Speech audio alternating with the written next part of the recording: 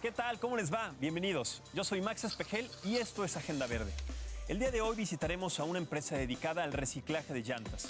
Y aunque en algunas ocasiones terminan en la basura, el hule con el que están hechas es sumamente útil para fabricar otros productos y muy variados. Y finalmente, conversaremos con un experto sobre contaminación atmosférica. Esto y mucho más hoy en Agenda Verde. Bienvenidos.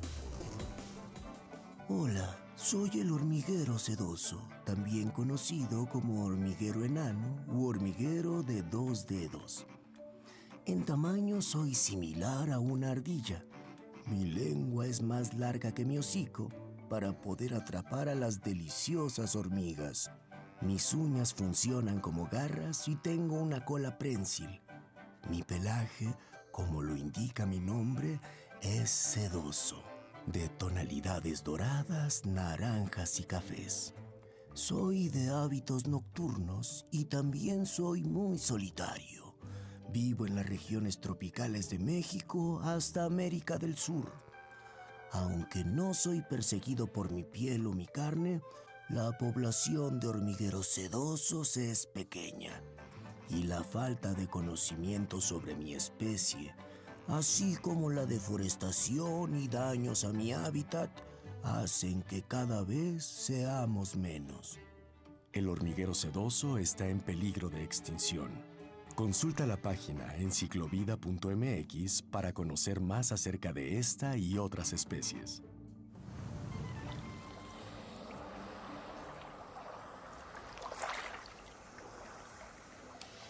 En la capital y en otras ciudades del país, uno de los principales problemas ambientales es la contaminación atmosférica.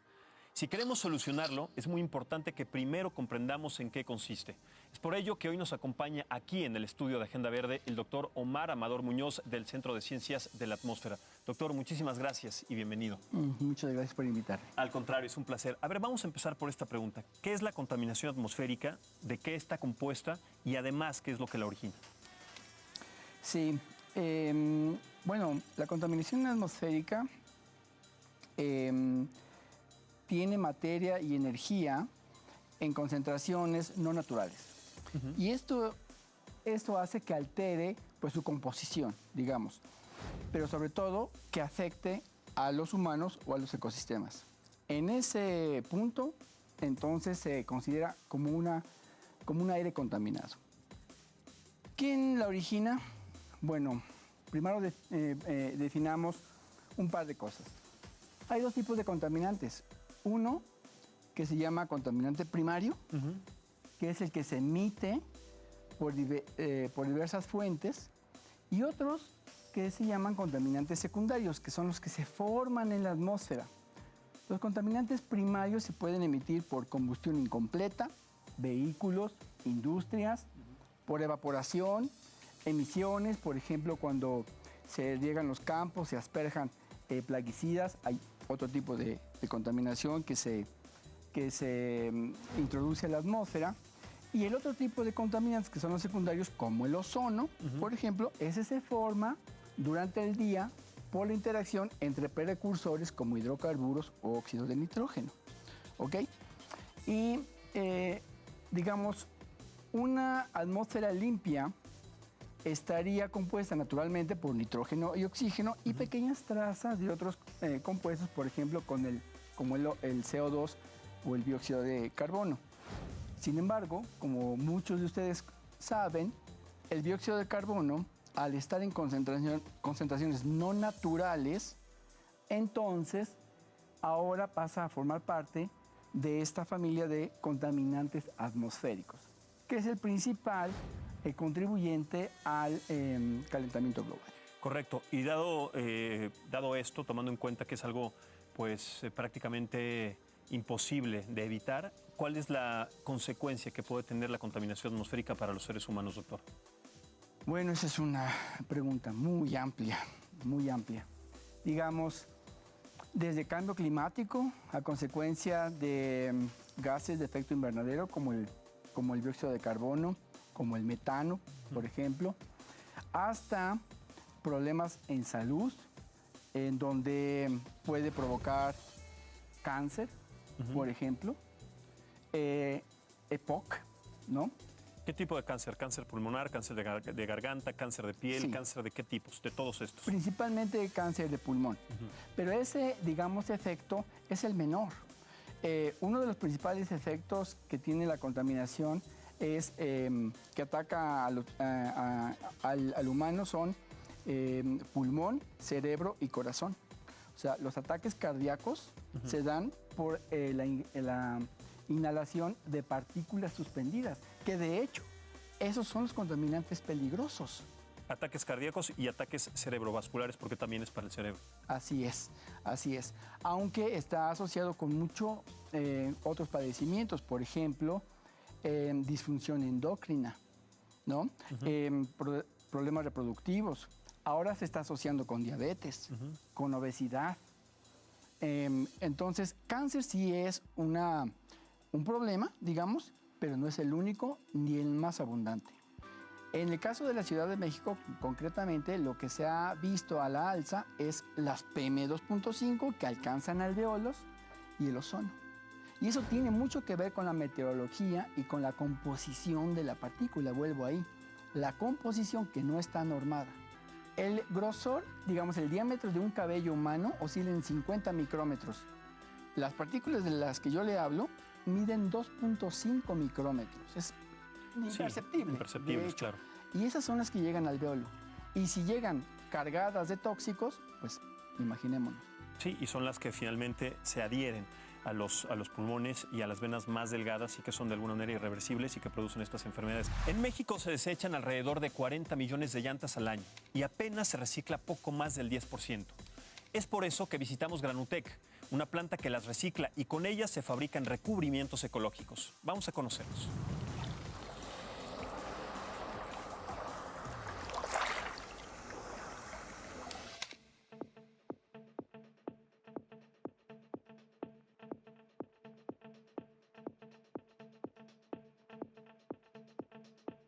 La empresa comienza en el año 1957, llamándose Central Hulera Álvarez. En la actualidad somos Granutec porque comenzamos a trabajar en una problemática muy grande que era que a nivel mundial había 1.000 millones de llantas en desuso anual. Nosotros somos una trituradora que utilizamos la llanta para refinarla y hacer impermeabilizantes. Entonces, hace 5 años empezamos con el proyecto de ocupar el reciclaje de la llanta, el polvo, en un recubrimiento que fuera útil para la sociedad y también fuera alcanzable monetariamente para muchas familias mexicanas. Y pues salió todo el tema de los recubrimientos, impermeabilizantes, pinturas que manejamos hoy en día. Sí, mira, la llanta llega de la calle o de algunas líneas que ya tienen la llanta en desuso. La recibimos aquí en nuestras bodegas de acopio. Primero quitamos el acero de la ceja, posteriormente entra la trituradora y adelante una mesa que nos quita el nylon. El triturado de hule continúa su proceso de refinado para sacar una granulometría muy precisa. Con esto se hacen productos diversos, pueden ser topes de estacionamiento, pueden ser adoquines, pisos de hule, pueden ser impermeabilizantes, pinturas auladas y también se utiliza mucho en los parques ecológicos que hay en diferentes partes de la ciudad para hacer las pistas de tartán. Aquí, por ejemplo, lo que tratamos mucho de hacer es reutilizar todos los desechos que salen de la fábrica, como por ejemplo uniceles, obviamente las llantas, todo el PET, todo se recicla porque es parte de nuestra cultura corporativa, que es ser un ejemplo en líderes de reciclaje. Sí, mira, al año son 450,000 llantas, las que procesamos aquí en trituración. Son llantas que van variando muchísimo en el peso porque hay llanta de tráiler, hay llanta de camión, hay llanta de camioneta y llanta de coche, pero en promedio son 450,000 llantas. Es bien importante que se sepa que hay un desecho que nos está contaminando y que puede terminar haciéndonos mucho daño para 2030 vamos a estar muy mal si no tomamos hoy en día nuestra conciencia y hacemos mejores las cosas. Aquí ya les estamos presentando todo lo que son nuestros productos terminados y elaborados a base del reciclaje de la llanta. Por ejemplo, tenemos pisos de caucho que se utilizan para los parques infantiles, al igual que gimnasios. Aquí tenemos triturado de 3 a 5 milímetros. Este triturado es más bien un polvo, que es malla 20, también manejamos malla 40 y malla 60, y este triturado, que es el de 1 a 3 milímetros. También manejamos los tapetes antifatiga, que son para descansar en la cocina o gente que está mucho tiempo parada. Nuestras presentaciones de impermeabilizante van de 20 litros, 4 litros y 1 litro. Como podemos ver, aquí están también los pisos de caucho, que es otra manera, pero también los fabricamos. Y aunado a eso, también tenemos una línea de muebles ecológicos que están hechos a base del reciclado de llantas y pues manejamos distintos modelos. Aquí tenemos la pintura aulada, que también es para interior o exterior y es fabricada aquí también en Granutec. La utilizamos también de 3, 5 y 10 años de garantía.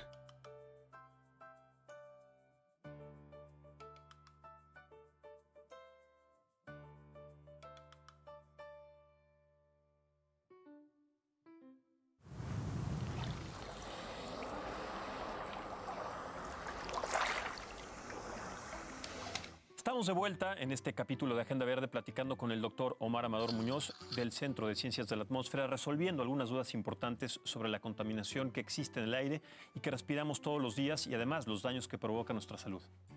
¿Qué impacto tiene, doctor, la contaminación atmosférica en los ecosistemas, más allá de los que platicamos ya de los daños a los seres humanos en los ecosistemas? Sí, interesante pregunta. Los contaminantes que más dañan a los ecosistemas, entre otros, son los oxidantes. El ozono en particular, digamos, emitido por las ciudades y transportados hacia afuera de las ciudades, pueden dañar la vegetación y los cultivos. Eso hace que pues tengamos menos producción, ¿no? En el cultivo. O de menor calidad. O de menor calidad, efectivamente, porque inhibe la fotosíntesis, de hecho. Un exceso de CO2, por ejemplo, acidifica los mares, le baja el contenido el pH de los mares los acidifica, alterando su composición natural.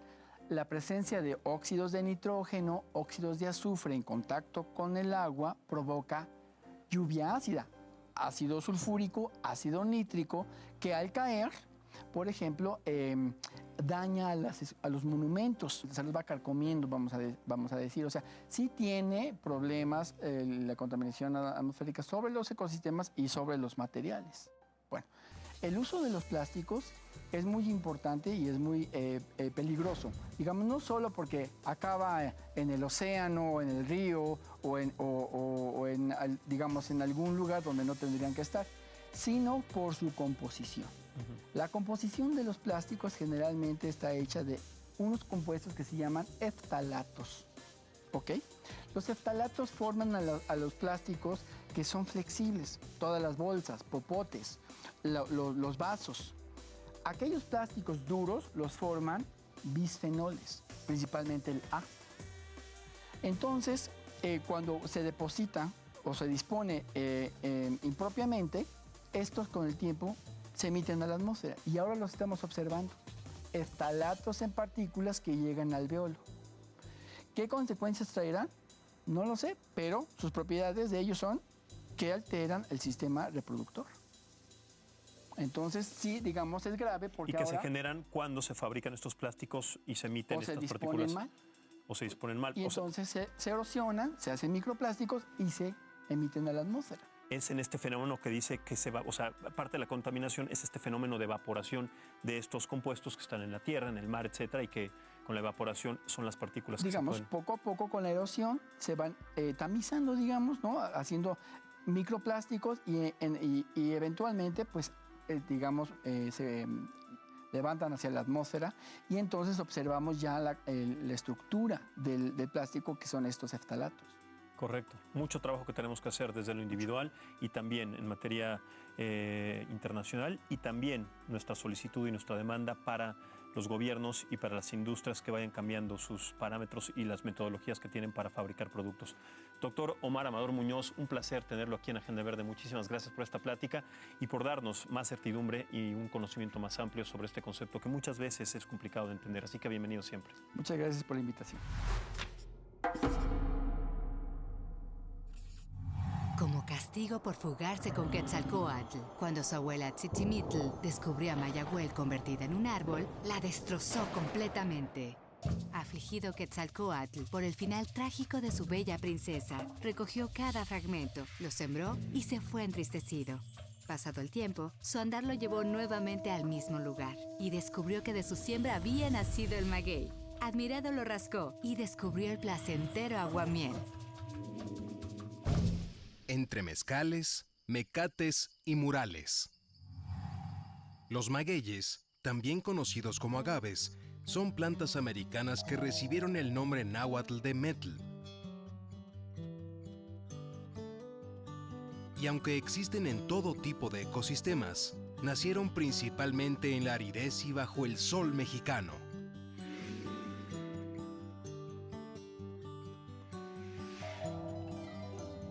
Su diversidad radica en la relación estrecha durante el día con los llamativos colibríes y las zumbadoras abejas, y en el crepúsculo con los enigmáticos murciélagos y las discretas polillas, quienes son polinizadores de su flor.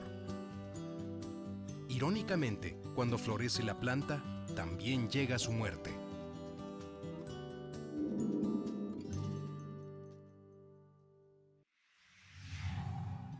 México es considerado como centro de origen, diversidad y domesticación de los magueyes. Y desde hace mucho tiempo, los distintos señoríos mesoamericanos transformaron sus fibras en resistentes mecates, mochilas, hamacas, tejas y papel para sus artistas. Las espinas las usaron como clavos y agujas. Los deliciosos gusanos que se encuentran en las pencas y las espigadas flores se sazonaban con picosas salsas.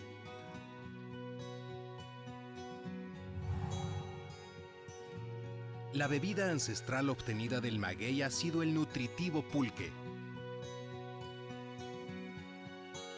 Con el proceso de destilación, se obtuvieron el bacanora y los distintos mezcales, incluyendo el afamado tequila. Durante el siglo pasado, los grandiosos trazos de los artistas mexicanos encontraron en el maguey una inspiración de identidad nacional. Desde la llegada de los primeros habitantes hasta la fecha, el maguey sigue sorprendiéndonos. El maravilloso maguey es de raíces mexicanas.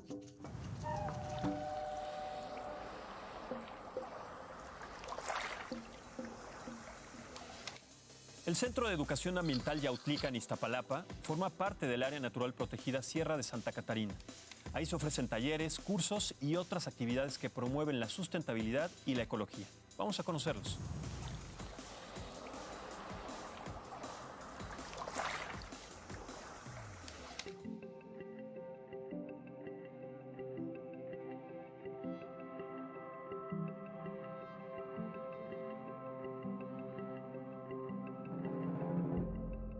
Estamos en el Jardín de Polinizadores de Yautlica.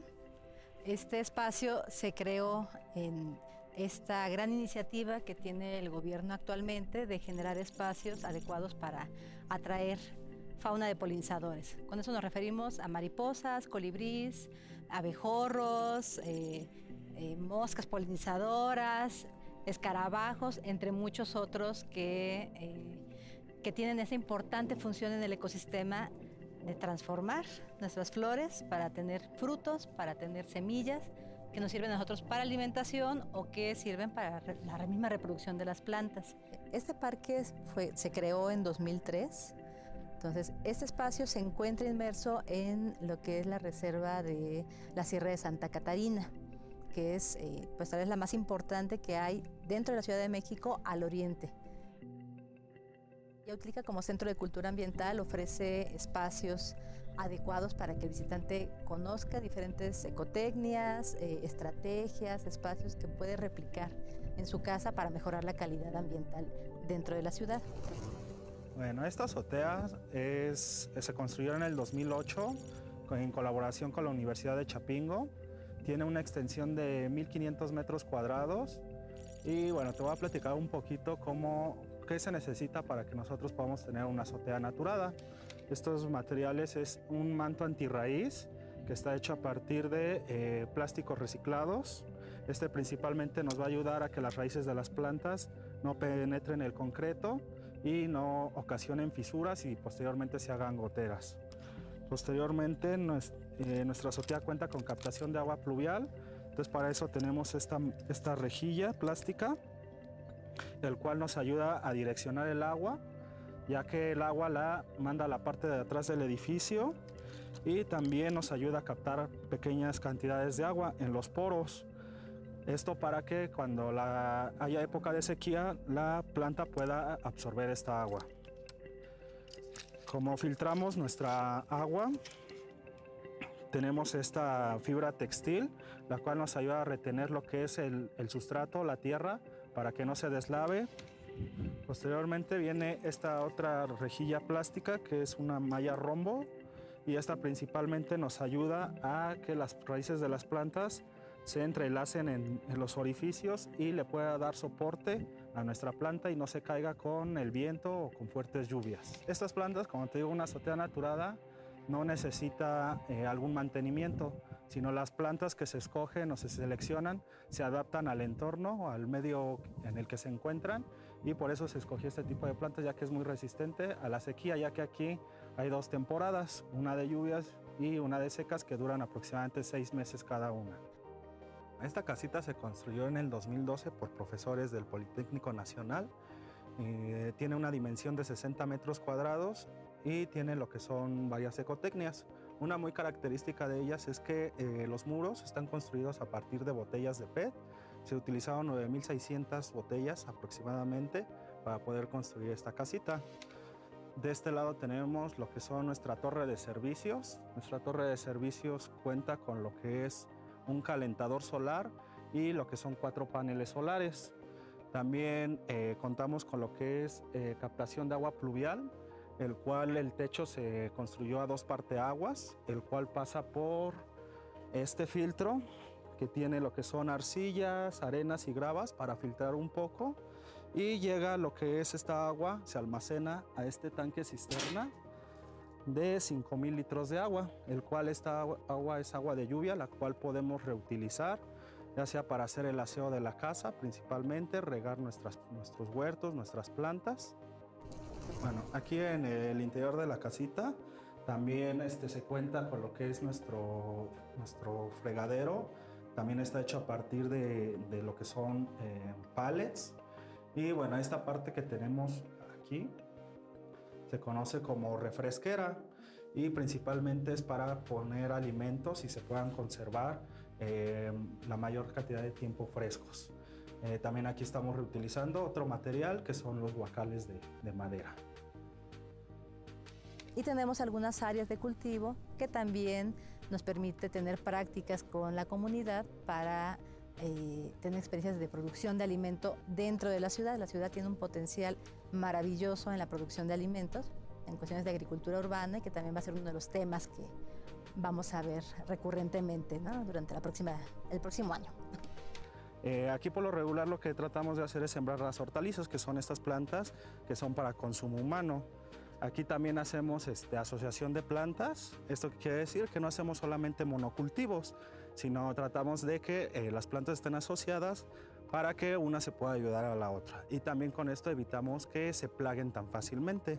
También aquí tenemos algunas plantas, por ejemplo, aromáticas, como pueden ser la menta, el romero, que también estas plantas nos ayudan al proceso de polinización, bueno, de atraer algunos polinizadores, y también nos ayudan a repeler plagas, ya que estas plantas con su mismo olor repelen a los insectos.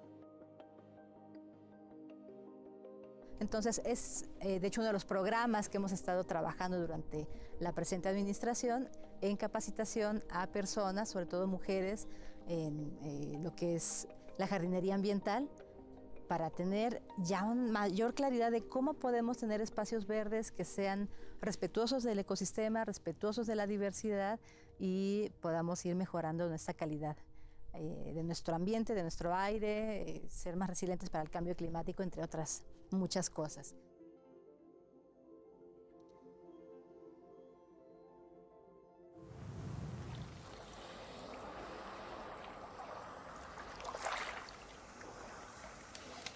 Bien, de esta manera llegamos al final de un episodio más de Agenda Verde. El daño a los ecosistemas repercute en todos los seres que lo habitan. Recuerda que todo lo que hacemos deja huella. Por eso cuida el planeta, que es el único que tenemos. Yo soy Max Espejel y nos vemos la siguiente semana en otro episodio de Agenda Verde. Hasta la próxima.